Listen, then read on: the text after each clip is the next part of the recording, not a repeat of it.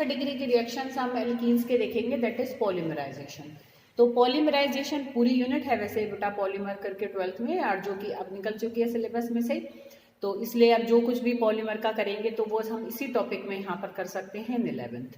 तो polymerisation basically बेटा क्या होता है कि जिसमें ना छोटी छोटी यूनिट्स बहुत सारी एक साथ इकट्ठी होकर एक बहुत बड़ी यूनिट बना ली। पॉली मतलब बहुत ही सारे, ठीक है। तो जब बहुत सारी ऐसे ऐसे समझो कि जैसे एक दीवार पॉलीमर है और ईंट उसका मोनोमर है, तो जो उसमें छोटी एक यूनिट है, ऐसी छोटी यूनिट्स जो बहुत सारी आपस में इकट्ठी हुई, तो उन छोटी यूनिट को तो हम मोनोमर्स कहते हैं। और मोनोमर्स जब आपस में इकट्ठे हो जाते हैं बहुत सारे, तो वो एक पूरा जो कंपाउंड बनाते हैं, एक बिग कंपाउंड बनाते हैं, दैट इज कॉल्ड पॉलीमर। ठीक है बेटा। तो जो पॉलीमर हमारे होते हैं जैसे कि पॉलीथीन, तो पॉलीथीन सबको पिन्नी पिन्नी कहा ना है, ठीक है। तो वो पॉलीथीन बेसिकली क्या होती है, जो पिन्नी है basically that is a polymer of ethene molecules. तो ईथीन्स जब आपस में बहुत सारे इकट्ठे हो जाते हैं तो बन जाता है पॉलीथीन, पॉली वर्ड लग जाता है ईथीन के आगे, ठीक है। तो ईथीन का ही पॉलीमर होता है जो हमारी पॉलीथीन्स होती हैं, ठीक है। तो हम ऐसे कुछ पॉलीमर्स को यहाँ देखने जा रहे हैं। तो फर्स्ट हम पॉलीथीन को ही देख लेते हैं। तो उसमें हमारा ईथीन मोनोमर होगा। अब हम यहाँ एन लेंगे, एन मतलब कितने भी हो सकते हैं, डिपेंड करता है पॉलीथीन की क्वालिटी कैसी है। तो कई बार हमारे बहुत सारे भी होते हैं, कम भी होते हैं, और उसमें हम कई बार कैटलिस्ट की हेल्प से जब कराते हैं तो अच्छी क्वालिटी की बनती है। कई बार हम ऑक्सीजन से करा देते हैं, पेरोक्साइड्स डाल के करा देते हैं। तो किसी भी तरीके से कर रहे हैं, कैसी भी क्वालिटी की बना रहे हैं, बट उसमें मोनोमर हमारा ईथीन ही होता है, पॉलीमर पॉलीथीन बनता है। तो जब पॉलीथीन बनाएंगे ना, तो देखो क्या होता है असल में, तो ऐसे CH2 आपस में ऐसे बहुत सारे जुड़ते जाएंगे अनगिनत। तो अब हम इतने लंबे को तो कहाँ तक कितना लिखेंगे, तो उसमें इस एक यूनिट को पकड़ लेंगे जो रिपीट हो रही है बारी बारी। तो हम जब पॉलीमर के फॉर्म में लिखते हैं ना, तो डबल बॉन्ड को हटा देंगे, क्योंकि वही डबल बॉन्ड टूटी और इधर से बॉन्ड कंटिन्यू हुई। अब हम उस कंटिन्यू बॉन्ड को ही दिखा देंगे और ऐसे ब्रैकेट लगाकर यहाँ N लिख देंगे। मतलब ये यूनिट अब N टाइम रिपीटेड है, जुड़ते गए अनगिनत जुड़ते चले गए, जितने अनगिनत हमने लिए थे, ठीक है बेटा। तो पॉलीमर की फॉर्म में उसी को ही लिखेंगे, पर पाई बॉन्ड हटाकर बॉन्ड कंटिन्यू करा के और N लगा कर लिख देंगे, ठीक है। तो ये इसका मोनोमर है। इस मोनोमर का नाम सबको ही पता है, ये हमारा है ईथीन, और इससे जो प्रोडक्ट बना वो हमारा क्या बना, पॉलीथीन। तो इस तरीके से ये हमने पॉलीथीन को देखा। ऐसे देखो बेटा हम दूसरा दे सकते हैं, यहाँ पर हम स्टाइरीन को देखें। देखो एक हम स्टाइरीन देखेंगे, पॉलीविनाइल, एक PVC को देखेंगे। सुना है ना, ऐसे PVC के पाइप्स होते हैं जो, तो वो हमारे ऐसे ही पॉलीमर ही होता है PVC। देखो PVC कहो चाहे पॉलीस्टाइरीन कहो, दोनों के स्ट्रक्चर को ना मैं तुम्हें ईथीन से ही निकालना सिखाऊं। देखो बेटा ईथीन को मैं दोबारा बनाऊं और उसका अगर एक H रिप्लेस हो जाए क्लोरीन से, ठीक है, एक H ईथीन का ही रिप्लेस हो गया क्लोरीन से, तो ये हमारा क्लोरोईथीन है। This is chloroethene, IUPAC name, but इसका कॉमन नेम होता है विनाइल क्लोराइड, इसको हम विनाइल ग्रुप कहते हैं। इसका कॉमन नेम क्या होता है, विनाइल क्लोराइड। अब इसके एंड मॉलिक्यूल्स ले लिए, ऐसे इसको भी हमने ऐसे हीट किया, कई बार ऑक्सीजन डाल देते हैं, कई बार मतलब कुछ भी हम प्रोसेस ले सकते हैं। तो यहाँ पर हम सिंपल ऐसे लिख देंगे कि पॉलीमराइजेशन हुई इसकी, कि पॉलीमर में कन्वर्ट होकर, देखो फिर ये डबल बॉन्ड के थ्रू ही बॉन्ड कंटिन्यू होगी। जो डबली बॉन्डेड कार्बन होंगे ना बेटा, उनकी ही बॉन्ड से आगे चलेगा हमारा पॉलीमर का स्ट्रक्चर। तो जो भी कोई ग्रुप है उसको ऊपर या नीचे लटकाओ, इससे बॉन्ड कंटिन्यू नहीं होगी, क्योंकि तो सिंगल बॉन्ड से बंधा हुआ है। जो पाई बॉन्ड से बंधे हुए कार्बन है उनसे बॉन्ड कंटिन्यू होगी। तो हम इस तरीके से इसकी एन यूनिट को लिखेंगे कि डबल बॉन्ड वाले कार्बन के थ्रू जुड़ते गए अनगिनत जुड़ते गए। अब ये है विनाइल क्लोराइड, तो ये क्या बन जाएगा, पॉलीविनाइल क्लोराइड। उसी को हम शॉर्ट फॉर्म में कह देते हैं PVC, ठीक है बेटा। ऐसे ही देखो बेटा हम एक और देखें, पॉलीस्टाइरीन। स्टाइरीन में देखो यही बता देती हूँ, स्टाइरीन में हमारा यहाँ पर क्लोरीन की जगह बेंजीन रिंग आ जाएगी। बेंजीन रिंग बना दो, या फिर यहाँ पर C6H5 लिख दो, क्योंकि फिनाइल ग्रुप आएगा। C6H बेंजीन होती है ना, तो जब वो किसी के साथ जुड़ेगी तो एक H हट जाएगा, तो C6H5 भी लिख सकते हो, यहाँ ऐसे बेंजीन रिंग भी बना सकते हो। तो this compound is called styrene, इसका कॉमन नेम होता है स्टाइरीन। अब जो प्रोडक्ट बनेगा तो यहाँ देखो मैं C6H5 भी लिख सकती हूँ, तो ये क्या बन जाएगा, पॉलीस्टाइरीन। तो ये भी ऐसे रबर के रूप में काम करती है, काफी पॉलीस्टाइरीन रबर होती है। तो बहुत सारे इनके अपने फर्दर यूजेस रहते हैं, ठीक है, बहुत इंडस्ट्रियल यूजेस हैं पीवीसी के, पॉलीस्टाइरीन के, पॉलीथीन के, है ना, तुम सब फेमिलियर हो। तो ये हमारा क्या है, एक हमने इस पॉलीमर को देखा। ऐसे एक हम देखो टेफ्लॉन देखेंगे। टेफ्लॉन तुमने सुना भी, वो देखो जो कुकर है, भगोने हैं, उनके जो काली काले सा हैंडल होता है ना पकड़ने के लिए, जो कि हीट रेजिस्टेंट होता है, वाटर रेजिस्टेंट होता है, इवन करंट रेजिस्टेंट होता है, कि भाई बेड कंडक्टर भी होता है, इंसुलेटिंग प्रॉपर्टीज होती हैं, तो हैंडल्स बनाने में यूज होता है बहुत ज़्यादा। तो that is Teflon. Teflon polymer हमारा किससे बनता है, वो देखो ईथीन के ही चारों हाइड्रोजन्स की जगह अगर तुम 4 फ्लोरीन लगा दो बस, ठीक है, फोर्थ हम देख रहे हैं, तो 4 हाइड्रोजन्स की जगह अगर 4 फ्लोरीन आ जाए, ईथीन के ही 4 हाइड्रोजन की जगह 4 फ्लोरीन लगा दो, तो ये इसका क्या नाम बनेगा, टेट्रा फ्लोरो ईथीन।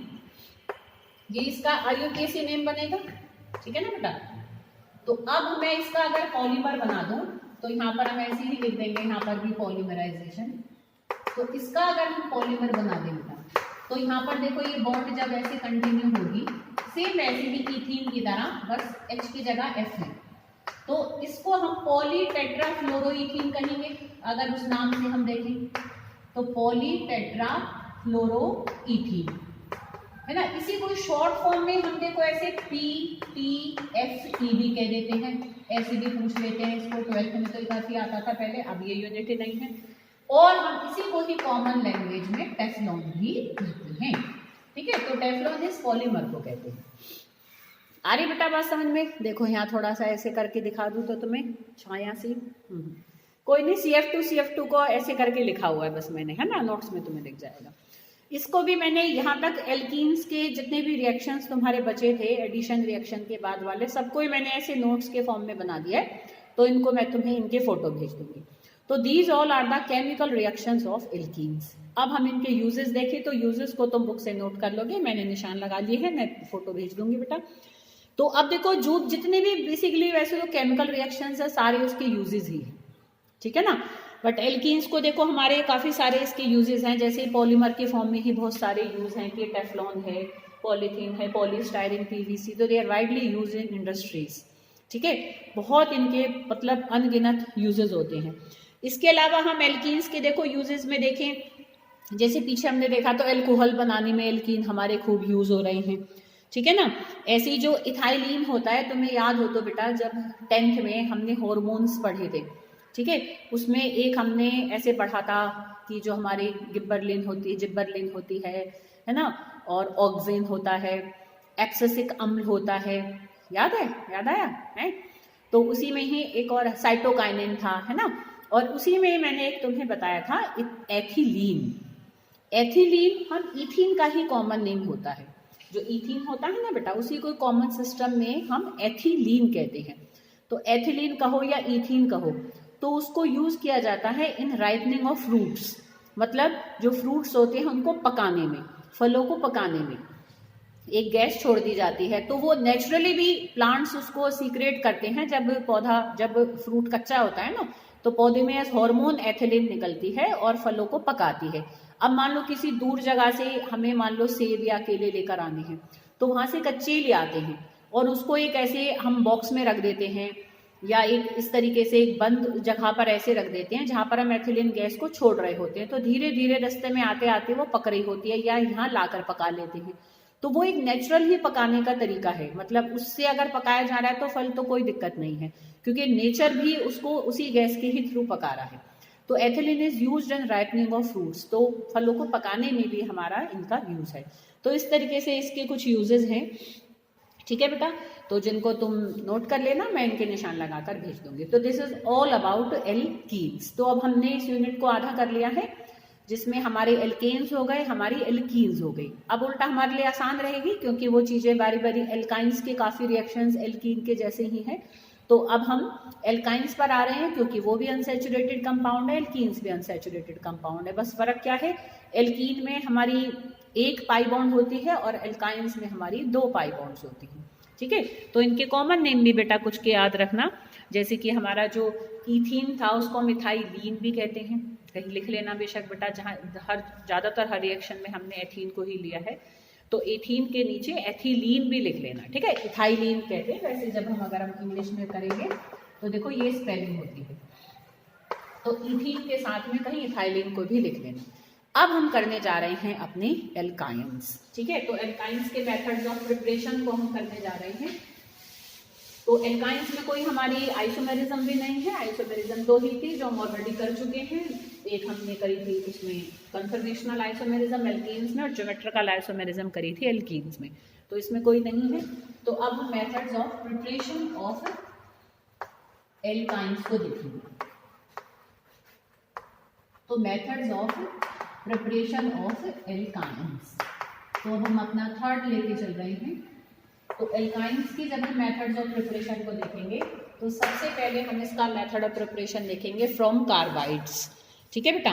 कार्बाइड्स हमारे क्या होती है, आई थिंक तुम्हें याद हो तो कार्बाइड्स हमारा एक जगह और भी आया था, केमिकल रिएक्शंस में आया था, हमारे एल्केन्स के केमिकल रिएक्शंस में आया था, ठीक है बेटा। तो अगर मैं कार्बाइड को लेकर उसमें पानी डाल दूँ, जैसे CaC2 है और इसमें अगर हम ऐड करते हैं, ये दो ही आएंगे क्योंकि इसलिए पहले लिख दिया मैंने। अब तुम देख सकते हो क्योंकि इसमें तो दो ही कार्बन है, तो सबसे छोटे से छोटा एल्काइन भी क्या होगा, दो कार्बन का, क्योंकि ट्रिपल बॉन्ड होनी जरूरी है। अब ट्रिपल बॉन्ड दो कार्बन के बीच में तो होगी, तो कम से कम भी दो कार्बन वाला हमारा सबसे छोटा एल्काइन होगा, जैसे दैट इज इथाइन, ठीक है। जैसे इथीन सबसे छोटा एल्कीन होगा, ऐसे इथाइन सबसे छोटा हमारा एल्काइन होता है, और इथाइन का कॉमन नेम एसिटिलीन होता है, तो ज्यादातर एसिटिलीन नाम से ही आता है, ठीक है। तो यहाँ पर देखो दो कार्बन का एक एल्काइन बना, तो मैं ट्रिपल बॉन्ड लगा दी है दो कार्बन के बीच में, तो ये हमारा क्या है, एसिटिलीन। तो ये इसका कॉमन नेम है, इसको ज्यादा याद रखो, क्योंकि आई वैसे तो तुम वैसे भी निकाल लोगे। तो यहाँ पर हमारा, और जो कैल्शियम है वो अपना हाइड्रोक्साइड में कन्वर्ट हो जाएगा, तो यहाँ कैल्शियम हाइड्रोक्साइड बन जाएगा और हमारी एसिटिलीन गैस बनेगी, ठीक है, गैस होती है ये। तो यहाँ पर ये हमने पहला इसका मेथड ऑफ प्रिपरेशन देखा। सेकंड हम देखेंगे, देखो बाय डीहाइड्रोहेलोजिनेशन, ध्यान है डीहाइड्रोहेलोजिनेशन वर्ड हमारा एल्काइन की प्रिपरेशन में भी आया था, ठीक है, कि हमने एक हाइड्रोजन और एक हेलोजन जब निकाल देते हैं एक हेलो एल्केन में से एल्कोहलिक KOH के प्रेजेंस में, उस रिएक्शन को हम बीटा एलिमिनेशन भी कहते थे, क्योंकि वहां जो हाइड्रोजन हमारा निकल रहा था वो बीटा कार्बन से निकल रहा था, ठीक है बेटा। अब तुम देखो वहां एक हाइड्रोजन और एक हेलोजन निकाला तो एक पाई बॉन्ड आ गई, अब हमें तो यहाँ दो पाई बॉन्ड चाहिए, तो यहाँ हमें दो हाइड्रोजन और दो हेलोजन निकालने पड़ेंगे, ठीक है। वहां पर जो डीहाइड्रोहेलोजिनेशन हुआ था वो किसका हुआ था, जिसमें एक ही हेलोजन था, ऐसे कंपाउंड्स का हुआ था। पर यहाँ पर हम जब डीहाइड्रोहेलोजिनेशन करेंगे तो ऐसे एल्काइल हैलाइड्स का करेंगे जिसमें ऑलरेडी दो दो हेलोजन होंगे, जैसे कि देखो बेटा ये, ठीक है, जो डाई हेलोजन कंपाउंड्स हैं। अब इसमें तुम देखो ये दो हेलोजन भी जाएंगे और इनके एक एक H भी जाएगा, तो हाइड्रोजन भी निकले दो और दो हेलोजन्स भी निकले। वहां पर भी KOH एल्कोहलिक डाला था, यहाँ पर भी हम KOH एल्कोहलिक ही डालकर रिएक्शन को कराएंगे, तो ये निकल जाएगा, एक एक H निकल जाएगा, तो CH बचेगा, तो CH ट्रिपल बॉन्ड CH, और जो हमारा पोटेशियम है वो ऐसे हमारे यहाँ KBr बन जाएंगे, यहाँ पर हम ये दो लेंगे और दो H2O निकलेंगे, ठीक है। तो ये हुआ डीहाइड्रोहेलोजिनेशन, हाइड्रोजन्स गए और हेलोजन्स गए। तो by dehydrohalogenation of halo alkanes से हम एल्कीन्स भी बनाते हैं, एल्कायंस भी बनाते हैं, बट ध्यान रखना है क्योंकि वहां एक पाई बॉन्ड है तो वहां एक हाइड्रोजन और एक हेलोजन जाएगा पास पास के कार्बन से, यहाँ पर पास पास के कार्बन से दो हेलोजन और दो हाइड्रोजन जाएंगे, ठीक है बेटा, इस चीज का हम ध्यान रखेंगे। तो ये था हमारा वहां पर भी हमने डीहाइड्रोहेलोजिनेशन किया था, ऐसे ही वहां पर भी हमने डीहेलोजिनेशन भी किया था, तो यहाँ पर भी हम डीहेलोजिनेशन वाला रिएक्शन देखेंगे। पर वहां पर जब हमने डीहेलोजिनेशन किया था तो ऐसे डाई हेलो कंपाउंड लिया था, मतलब दो हेलोजन, बस हेलोजन ही निकलेंगे, तो वहां पर तो दो हेलोजन निकल गए तो एक पाई बॉन्ड बन गई। अब हमें दो पाई बॉन्ड बनानी है तो चार हेलोजन निकालने पड़ेंगे, तो यहाँ पर हम जो कंपाउंड लेंगे ना बेटा, ऐसा कंपाउंड लेंगे जो टेट्रा हेलाइड होगा, मतलब जिसमें पहले से ही चार हेलोजन हो।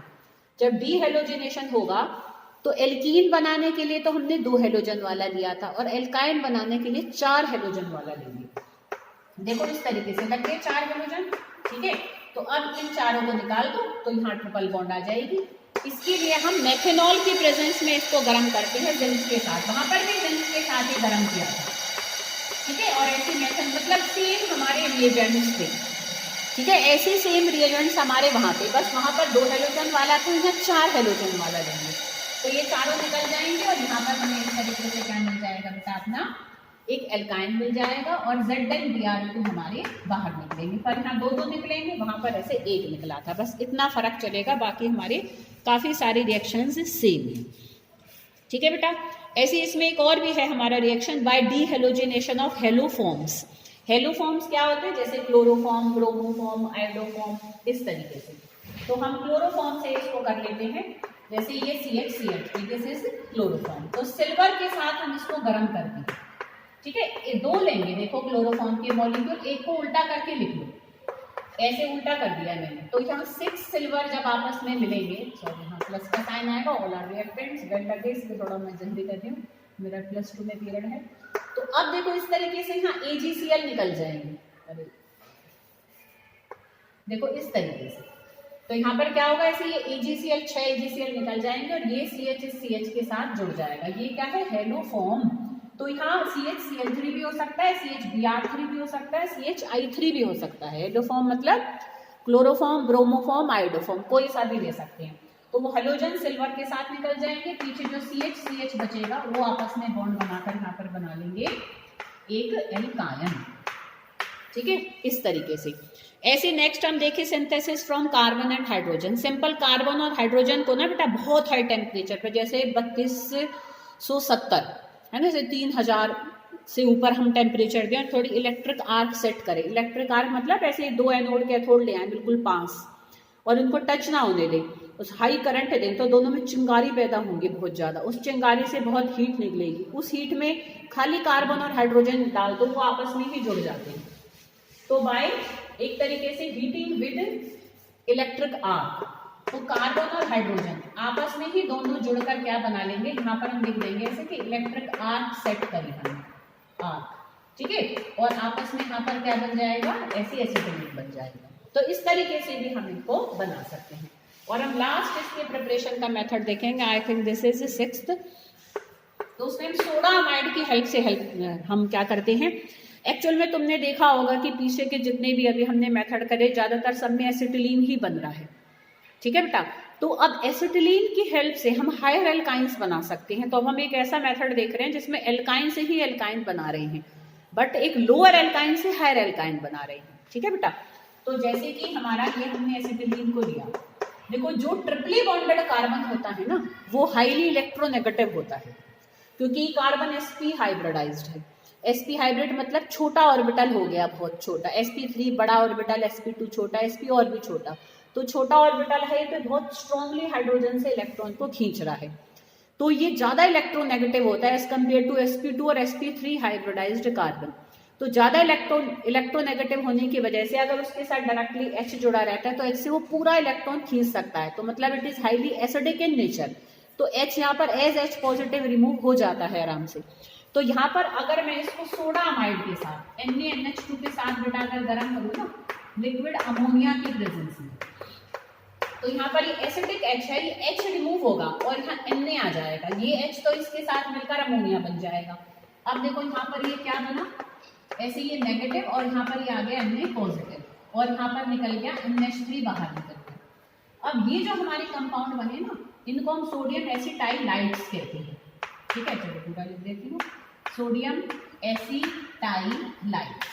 अब इसकी हेल्प से हम हायर एल्काइंस बना सकते हैं। कैसे, एक और स्टेप में ये होगा रिएक्शन कि ये हमने देखो ले लिया सोडियम एसिटाइलाइट, इसके साथ अब तुम जितने ज्यादा कार्बन वाला तुम्हें एक एल्काइन चाहिए उतने कार्बन वाला कोई हेलो एल्केन ले लो, मतलब एल्काइल हैलाइड ले लो।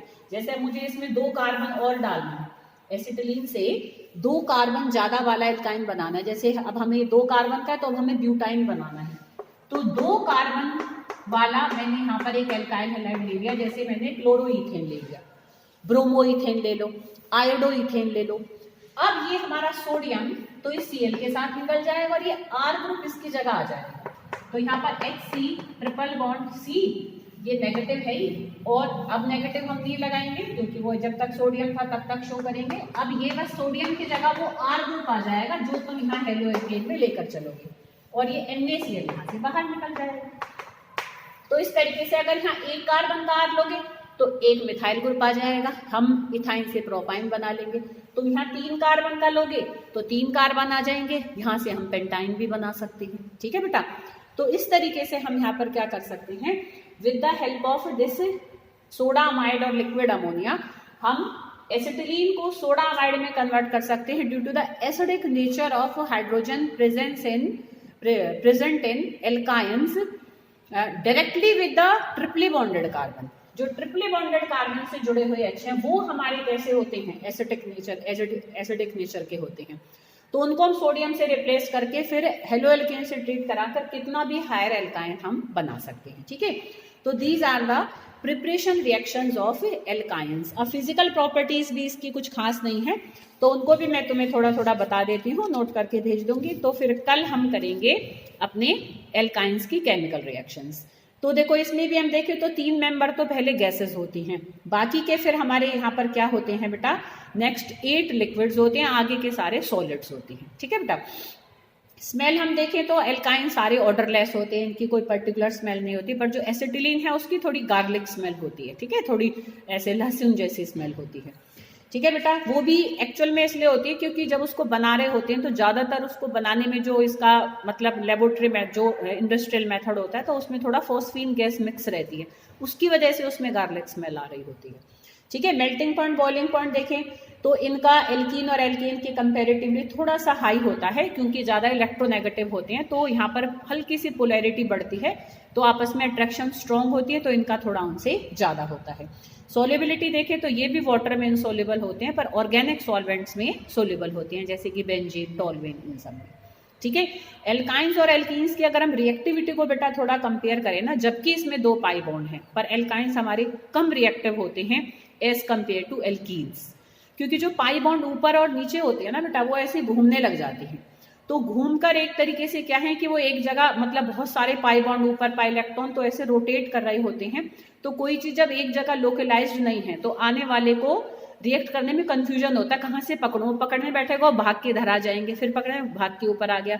तो क्योंकि डीलोकलाइज्ड पाई इलेक्ट्रॉन क्लाउड यहाँ पर एल्काइंस में बन जाता है, तो इस वजह से इनकी रिएक्टिविटी थोड़ी कम होती है। फिर ऊपर से जो कार्बन है वो sp हाइब्रिडाइज्ड है, तो छोटा ऑर्बिटल है, छोटा ऑर्बिटल स्ट्रांगली बांध लेगा हाइड्रोजन को, तो जब वो बॉन्ड स्ट्रांग हो जाएगी तो निकलना थोड़ा मुश्किल हो जाएगा। तो एक तो due to sp hybridization in triply bonded carbon and due to the rotating pi electron cloud, ये कैसे होते हैं, दे आर कम reactive as compared to alkenes. ठीक है, केमिकल रिएक्शंस अब हम कम करेंगे, दैट इज ऑल।